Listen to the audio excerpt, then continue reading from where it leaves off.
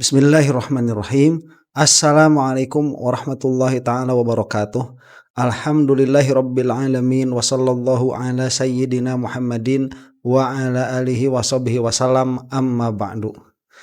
Tingkah laku Rizwan Sianipar itu mengejutkan banyak pihak memang ya. Tidak terkecuali wartawan senior di sini, Pak Hersubeno.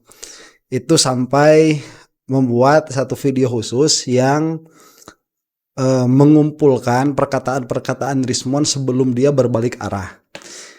Dan ini menarik untuk disimak karena memang Rizwan itu saat menyerang Jokowi kan seperti yang paling frontal ya. Jadi kalau singa itu kayak singa yang paling galak. Malah kalau Roy Suryo mengatakan 99,9% dalam pengertian ada kemungkinan margin of error di situ meskipun cuma 0,1%. Ya, meskipun itu tidak definitif seperti itu sepertinya. Kalau Rizwan nggak ada tuh celah untuk salah.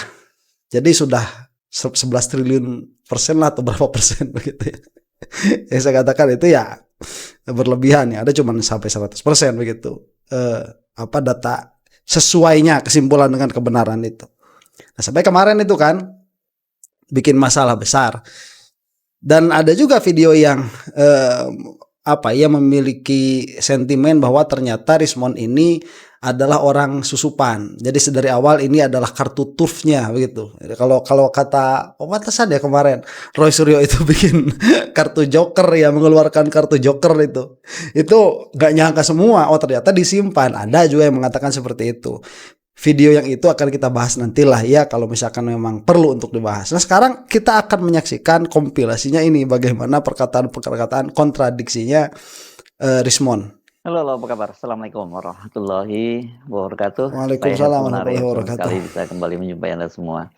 Langkah Rizwan Hasyiholan Sianipar meminta restoratif justice dan kemudian sowan ke Solo meminta maaf langsung kepada Joko Widodo dan kemudian juga menyambangi dan minta maaf ke Gibran, ternyata ini masih banyak sekali dibahas oleh netizen.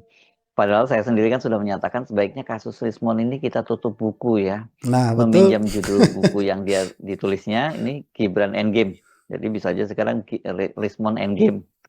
Sudah selesai di barang. Banyak juga di antara Anda, para sahabat Hersubeno Point, menyarankan saya untuk tidak lagi membahas Rizwan. Ada yang menyebutnya hanya bikin mual dan yang paling penting itu katanya mengganggu kekhusyukan ibadah puasa kita. Saya setuju. Enggak 11 triliun persen seperti kata Rizwan dia, saya setuju 100%. Tapi persoalannya saya tadi pagi ini dikirimi sebuah video tentang Rizwan yang diunggah di akun Facebook Nusa Update. Bagi saya bang, itu saya sudah terlalu basah bang masuk ke kasus ini, apalagi ini bang. Terus saya kalau menarik diri dan minta sama Jokowi ini terus saya tarik edar lagi dari peredaran yang sudah menjadi pengetahuan publik.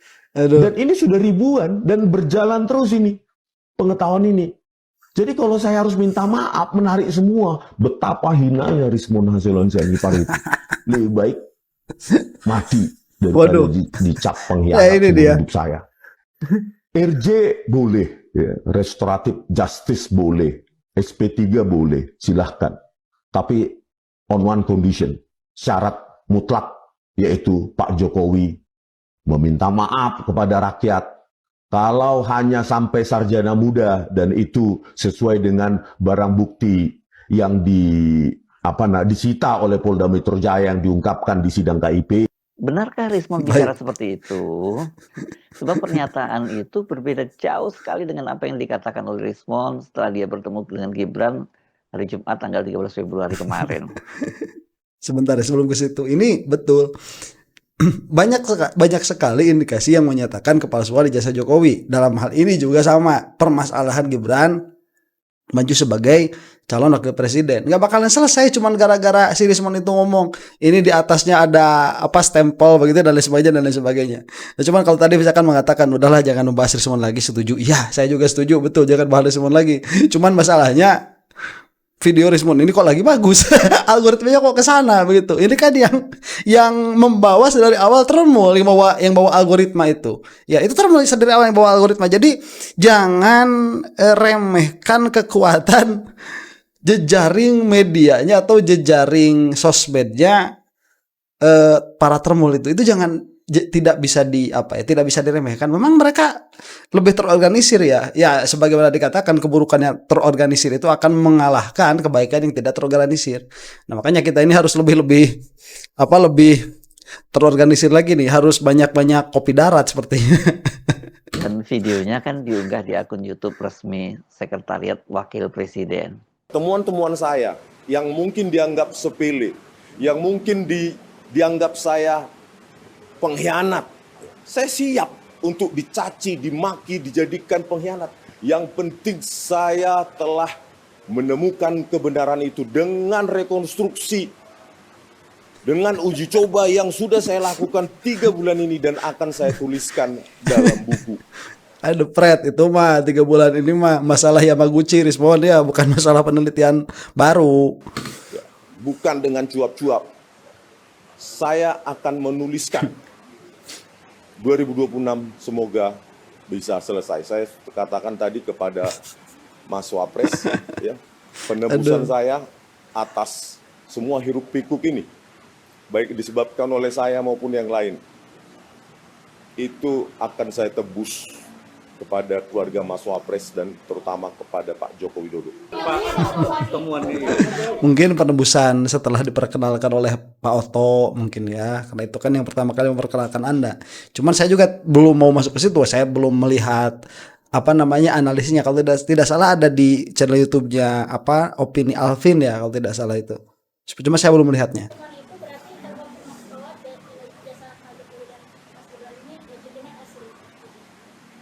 Wartawan memang butuh kalimat sederhana. Iya, asli. Kenapa? Dengan kajian saya, makanya saya bilang, ya, truth hurts. Kebenaran itu benar, menyakitkan. Tetapi lebih menyakitkan lagi yang saya rasakan kalau saya nggak mengungkapkannya dan lebih jujur. Coba. Ini bagaimana? Ini sudah sesat berpikirnya itu, dari kesimpulan 11 triliun % palsu menjadi iya asli. Ya, kalau mau juga tidak dapat ditentukan palsu. Kalau mau juga begitu ya. Jadi bukan langsung mengatakan asli, karena untuk mengatakan aslinya kan yang ditelitinya bukan sampel yang diupload oleh Dian Sandi, itu bukan. Itu ijazah analognya. Kalau kita mau mengatakan itu asli. Gimana sih Rismon ini? Aduh. Membusuk pikiran kita, hati kita 3 bulan ini, 2-3 bulan ini saya kaji lebih lanjut, lebih seksama. Dan setelah saya temukan sekitar 2 minggu ini final, maka saya memutuskan saya harus ungkapkan ke publik. Gimana? Publik dulu. Ke publik secara terbuka dan gentleman. Bukan jilat-jilat dulu baru ngomong ke publik, bukan. Tapi bikin dulu bukunya, baru ngomong-ngomong tuh. Kalau memang ini murni permasalahan ilmiah. Daripada saya disorak-sorai, seolah-olah jadi pahlawan kebenaran, pahlawan ini itu, tetapi menyembunyikan kebenaran itu. Karena sudah saya uji dengan 3 variabel, yaitu 2 variabel geometri, translasi, rotasi, dan dia masih lama ya masalah yang ini nih. Itu semua mengkoreksi apa temuan saya. Kalau dikatakan Rismon bla bla bla pengecut, silahkan bantah itu dalam tulisan juga. Bantah dulu tulisan kamu yang sebelumnya itu ya. Jadi bukan kamu nyuruh buat orang-orang itu untuk membantah kamu, bukan. Tapi kamu bantah dulu pernyataan kamu yang kemarin. Itu tugasnya orang yang mau berubah dari kesimpulan ilmiah sebelumnya. Begitu ya, kritik of the kritiknya keluarin dulu. Aduh, cuman ini mah kalau saya melihat betul kubunya Jokowi itu memang memperlama permasalahan ini, terutama di dalamnya Polda Metro. Ih, greget saya sama Polda Metro itu. Ya Allah, gimana kedoainnya ya orang-orang yang ada di sana ya, di Polda Metro ya.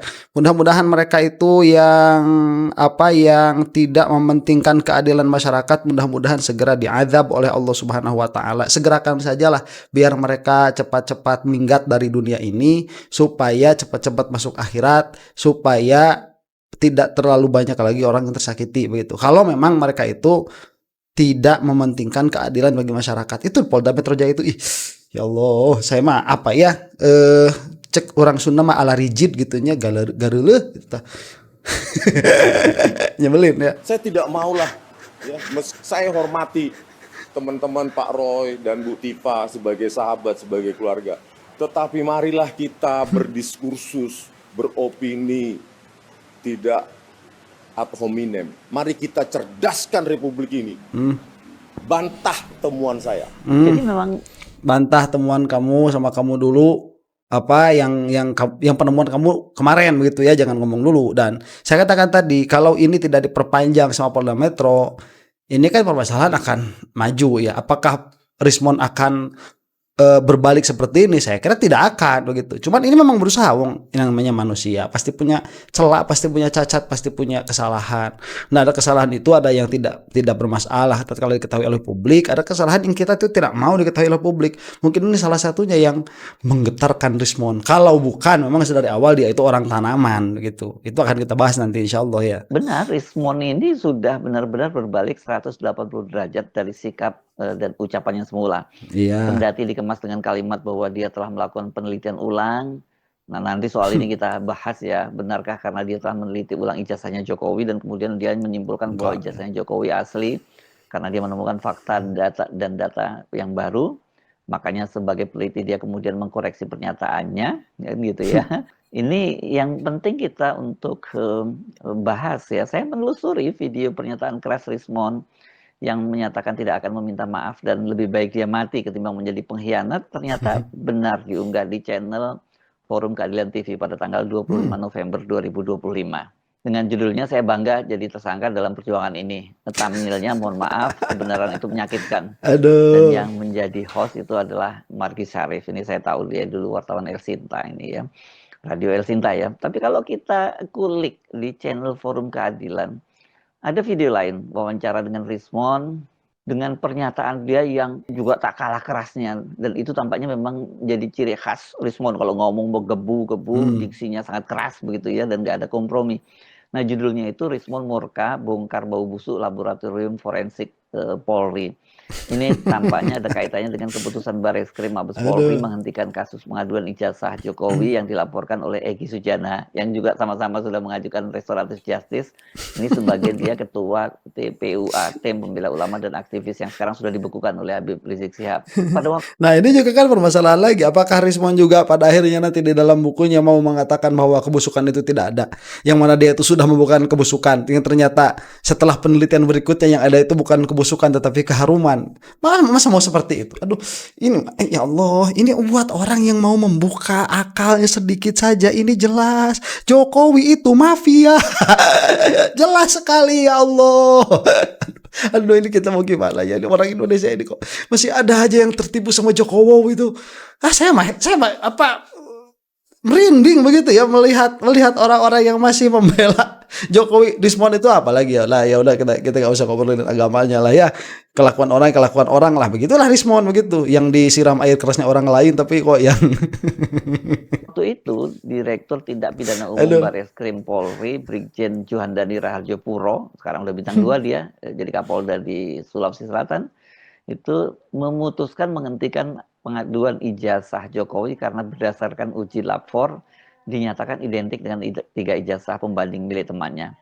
Yang mewawancarai Rismon adalah pakar psikologi forensik Dr. Riza Indragiri, dan Rismon itu diwawancari bersama dengan pengamat kepolisian Bambang Rukminto. Ini tayang pada tanggal 27 Mei 2025. Judulnya Rismon Sianipar Tidak Ada Kata Damai Dengan Jokowi. Saya ajak Anda menyimak teasernya saja ya. Ya, bagian yang menggoda saja, bagian awal dari video yang cukup panjang itu. Saya siap ditersangkakan, dikriminalkan seumur hidup juga saya siap. Ini kepala laboratorium komputer forensik. Mabes Polri, Muhammad Nur Al-Azhar. Kasih kata oknum, kasih kata oknum. Muhammad Nur Al-Azhar. Ya depannya kasih oknum. Kombes, bukan oknum. Itu kepala laboratorium komputer forensik. Seharusnya diapakan? Ya di penjara seumur hidup. Nusa Kambangan. Pak Prabowo. Coba lihat. Itu gimana? Mau dirusak lagi, mau diralat lagi perkataannya. Nggak bisa itu. Itu harus ada. Wah, lama begitu ya. Makanya kalau mau penelitiannya dulu baru ngomong. Minta maaf kepolisian itu. Mereka berutang budi untuk memperbaiki ini, minta maaf sama rakyat. Kesimpulan dari Dirtipidum lewat laboratorium komputer forensiknya itu sangat prematur. Kalau kita bicara tentang keotentikan, maka kita masuk lebih dalam ke ilmu bahan. Kapan bahan itu dibuat? Periode waktu, prediksi waktu dibuatnya kertas lembar pengesahan skripsi itu tahun 80-an. Tahun berapa? Ada kromatografi, makroskopi, dan lainnya. Seorang ahli. Baik, sebentar. Ini saya kemarin baru ngobrol ya. Kebetulan ada murid saya juga ahli IT ya. Tahu sedikit banyak tentang data sampling, kemudian data analisis, kemudian tahu sedikit banyak tentang digital forensik. Dia mengatakan Rismond ini memang ada ilmunya begitu. Dan yang dia katakan, yang dia tuliskan di buku Jokowi's White Paper itu memang bagus begitu. Memang ada ilmunya. Kita menjadi penasaran saja nanti bagaimana akan menjadi masa kita mau jadi bilang TOL begitu ya. Bagaimana dungunya nanti Rismond ini tatkala dia membela Jokowi. Kita akan melihat saja apakah dia bisa semeyakinkan ini begitu. Karena membawa kebenaran itu dengan keyakinan itu mudah, tetapi membawa kebohongan dengan meyakinkan itu amat sangat sulit ya. Saya kira tidak akan bisa berbicara segamblang ini. Makanya kalau kita lihat para termul seperti Andi Azwan misalkan, dia itu tidak pernah membawa ilmu begitu ya. Yang ada ya cuma cuap-cuap aja, narasi doang. Ilmunya gak ada karena gak bakalan bisa membawa sesuatu yang bohong dengan penuh semangat dan keyakinan seperti ini. Saya kira tidak akan bisa. Forensik diperiksanya di Subdit Keamanan Negara. Saya tidak paham. Bang Rismond ini sudah mengganggu negara. Pikir mereka seperti itu. Bang Rismond ini membocorkan rahasia negara gitu. Ini mungkin itu lebih tepatnya. Seorang Rismond Sianipar siap didudukkan di kursi terdakwa. Saya tidak akan menyerah di pengadilan, saya akan keras-kerasan membuktikan keilmuan saya. Dan Pak Jokowi membawa bukti-buktinya secara langsung ke pengadilan dan menjelaskan proses akademik yang dilaluinya. Siap nggak Pak Jokowi? Nah, video lengkap. Nah itu seharusnya begitu ya, mempertanggungjawabkan Jokowi itu proses akademik yang dilaluinya. Karena dia itu sudah menjadi kepala negara yang tertinggi begitu ya di Indonesia selama 10 tahun. Masa kita masyarakatnya nggak bisa sih meminta pertanggungjawaban ilmiahnya secara khusus begitu, bukan hanya ijazahnya. Padahal kita itu bisa meminta loh sidang skripsi ulang kepada UGM itu bisa. Ya kita masyarakat, kita itu Tuan Jokowi. Kita itu Raja Jokowi. Dan seperti apa persisnya omongannya Rismond, silakan Anda tonton langsung ya di channel Forum Keadilan. Memang itu video lama tapi sekarang masih tersedia videonya. Jadi kalau lihat konteksnya ini supaya kita tahu kenapa tiba-tiba muncul wawancara itu, ini kan pernyataan Rismond itu berkaitan dengan peristiwa di Barreskrim Mabes Polri tanggal 22 Mei 2025. Pada waktu itu Brigjen Johandani Rahardjopuro itu kan menyampaikan bahwa Barreskrim Polri menghentikan kasus pengaduan ijazah Jokowi karena disimpulkan ijazah Jokowi itu asli setelah dilakukan penelitian di Puslap 4 Mabes Polri. Sebagai orang yang mengklaim dia adalah pakar digital forensik dan Rismond itu diminta menjadi saksi ahli, dia bersuara keras. Bukan hanya kasus ijazah Jokowi yang dia kritik, tapi juga kasus-kasus lain seperti kopi sianida dengan terdakwa Jessica Wongso pada waktu itu kan dia juga menjadi saksi ahli. Kemudian kasus KM50 di mana 6 orang laskar Front Pembela Islam tewas dan juga kasus tewasnya seorang remaja putri bernama Vina di Cirebon. Yang kasusnya pada waktu itu juga membuat geger. Nah sekarang kita sih ini kan bagus ya, dalam pengertian kalau saya mau mengatakan tidak menjadi relevan pada akhirnya Rismond ini ijazahnya palsu atau tidak, itu urusan lain lah. Kalau saya tidak maksud saya begini, kalaupun memang ijazahnya palsu lah, keahliannya memang diterima kok gitu, keahliannya memang diakui, dan yang dikatakan Rismond itu memang make sense sejauh ini. Yang tidak make sense itu kan tatkala dia kok malah menyatakan sebaliknya dari apa yang dia bertahan dalam beberapa tahun terakhir. Dia bertahan dalam keadaan Jokowi itu ijazahnya palsu, Gibran itu bermasalah, tapi karena diulik-ulik tentang riwayat pendidikannya dahulu, entah dia atau istrinya, dia berbalik begitu. Ini kan kelihatan sekali. Kalau saya sih ya tidak melihat ini penanaman begitu. Jadi terlepas dari siapa yang mengenalkan Rismond ke hadapan publik, terlepas dari itu, kalau saya sih tidak melihat demikian ya. Memang Rismond itu sampai kemarin ya jujur, itu yang saya lihat.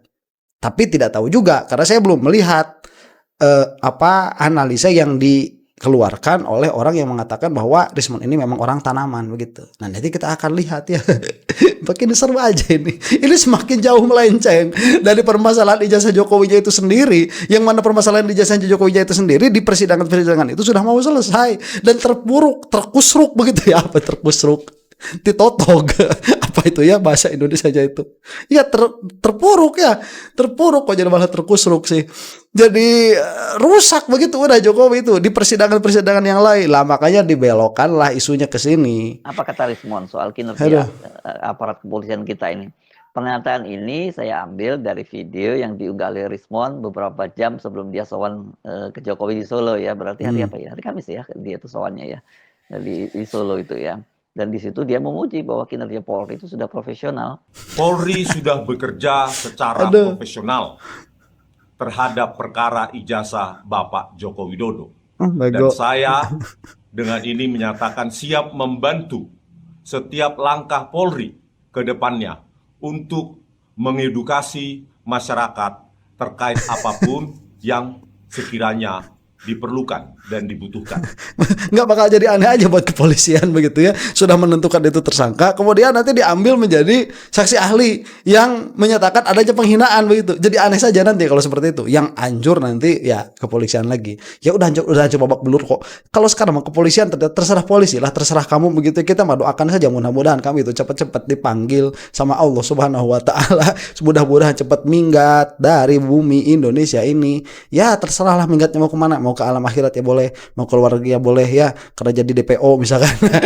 Udahlah terserah kalian. Pokoknya Polda Metro mah terserah Polda Metro lah. Polri yang tidak mau peduli terhadap hukum yang ada di negeri ini, terserah kalian lah begitu ya, itu mah urusan kalian. Cuman kalau pada akhirnya ya nanti si Rismond ini kemudian diterima restoratif justice, kemudian malah dijadikan dijadikan saksi ahli oleh kepolisian yang menyerang Roy Suryo dan Dr. Tifa nanti pada akhirnya itu ya cuman menunjukkan Jokowi, kepolisian itu benar-benar jongkosnya Jokowi, udah selesai, dan mereka tidak malu dikatakan seperti itu begitu.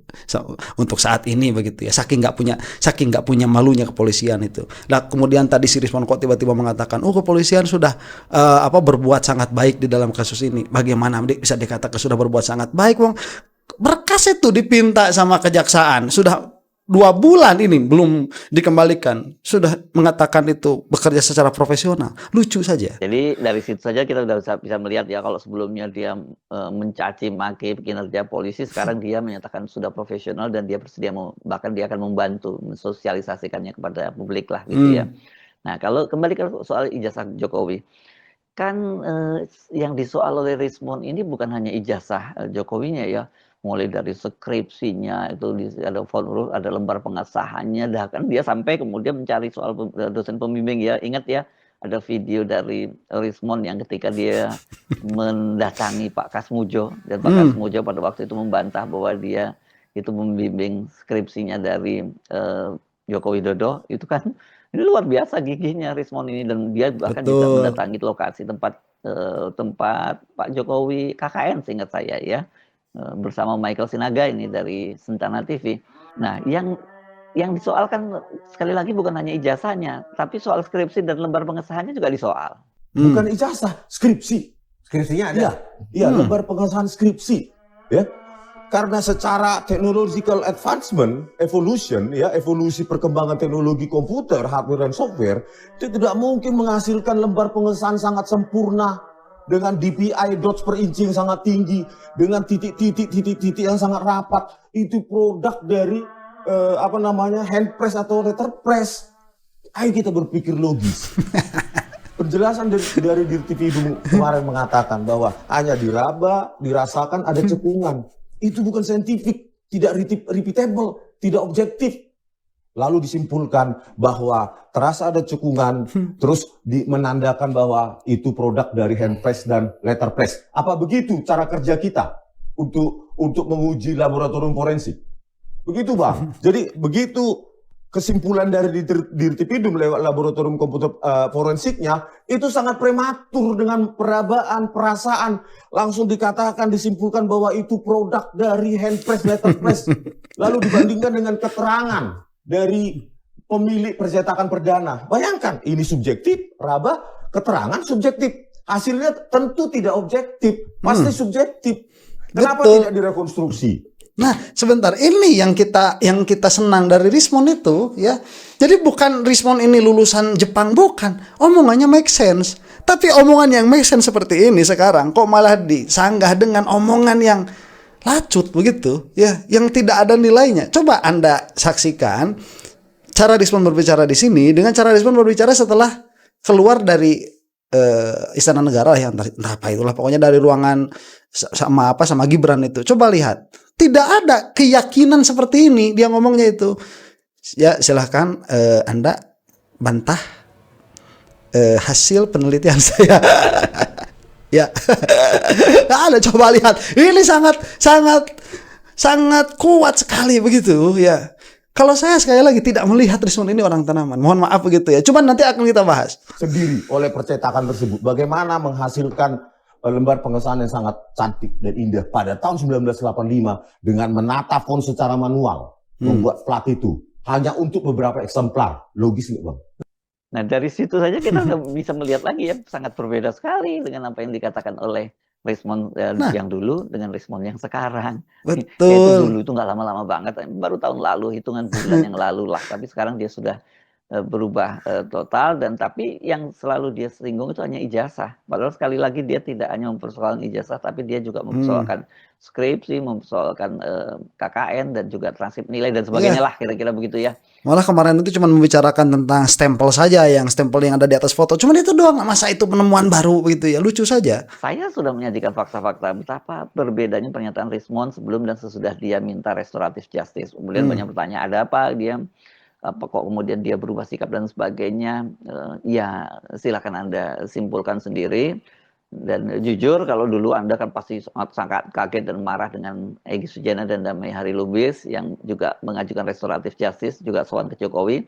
Tapi mereka kan tidak minta maaf dan kemudian mereka tidak pasang badan seperti Rismond sekarang ini. Jadi Rismond ini lebih die hard ke Jokowi sekarang ya ketimbang Egy dan Damai Hari Lubis ya. Kalau Egy dan Damai Hari Lubis kan ketika dicaci maki orang, kemudian kalau Egy-nya menghilang, sementara Damai Hari Lubis masih suruh menulis begitu ya. Ya tapi nggak menantang-nantangin seperti Rismond sekarang ini ya. Ya kalau Egy sama Damai itu mereka masih pengen punya muka di hadapan orang-orang yang dulu pernah cinta kepada mereka begitu ya. Siapa tahu masih bisa nih cinta nih dalam keadaan seperti itu.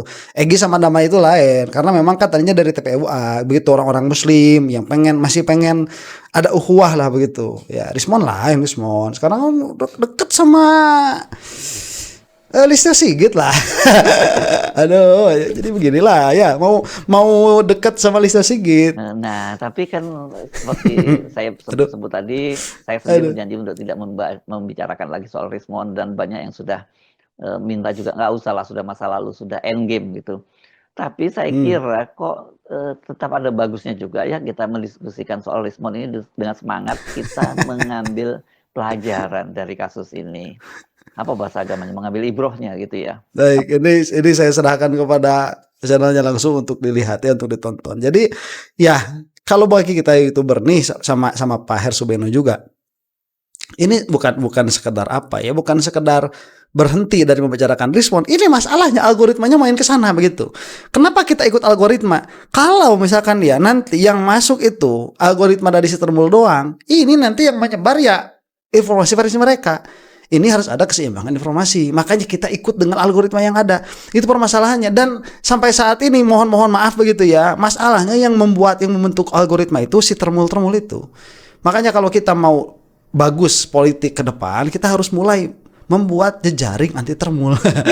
Itu ya, dengan kata bukan anti Termul. Itu harus ada tuh. Mudah-mudahan kita semua ada dalam maghfirah Allah Subhanahu wa taala. Wallahu taala a'lam bishawab.